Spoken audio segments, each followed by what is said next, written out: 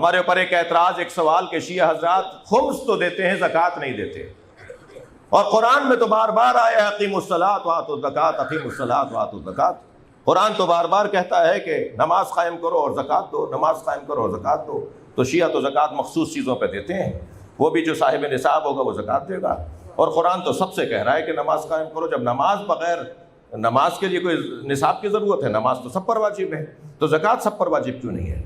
تو قرآن میں جو لفظ زکوٰۃ آیا ہے وہ مطلق صدقات ہے، جس کی موٹی دلیل اس آیت کی تفسیر میں مولا علی کا زکوٰۃ دینا ہے۔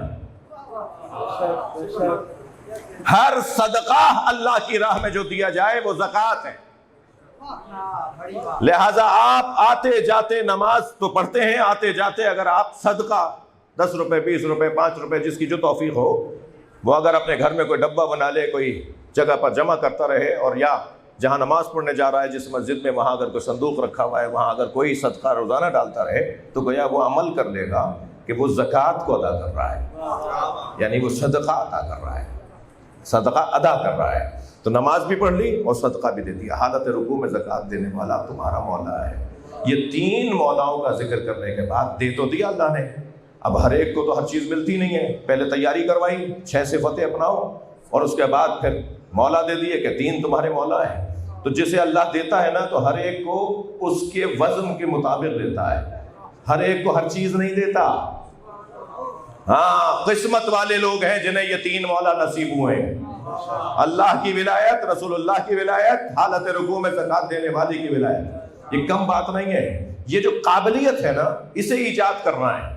ولایت علی لینا، بھائی میں خاندانی شیعہ، آپ خاندانی مولائی، تو یہ کوئی خاص ہنر نہیں ہے۔ ہاں، ہمارے ماں باپ کو سلام ہو، ہمارے آبا و اجداد کو سلام ہو کہ انہوں نے ہمیں صحیح چیز دی ہے، لیکن ہنر تو یہ کہ میں اپنے اندر یہ صفتیں اپناؤں تاکہ یہ ولایت، یہ کمال، یہ وزن میرے اندر آ جائے۔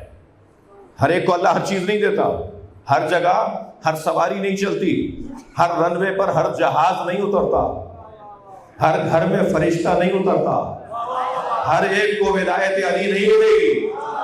زیادہ پریشان نہ ہو جوان کے فلاں کو سب کچھ پتا ہے تو وہ مولائی کیوں نہیں ہو رہا۔ یہ کوئی ضروری نہیں ہے اسے ساری باتیں پتہ چل جائیں اور وہ مولا علی کو مان لے، اس لیے کہ اس کے لیے قابلیت چاہیے، اس کے لیے اہلیت چاہیے۔ اب جب اہلیت ایجاد ہو گئی، 3 مولا مل گئے، اب ان مولاؤں کی ولایت کو لے کے چلنا 56ویں آیت میں بیان ہو رہا ہے۔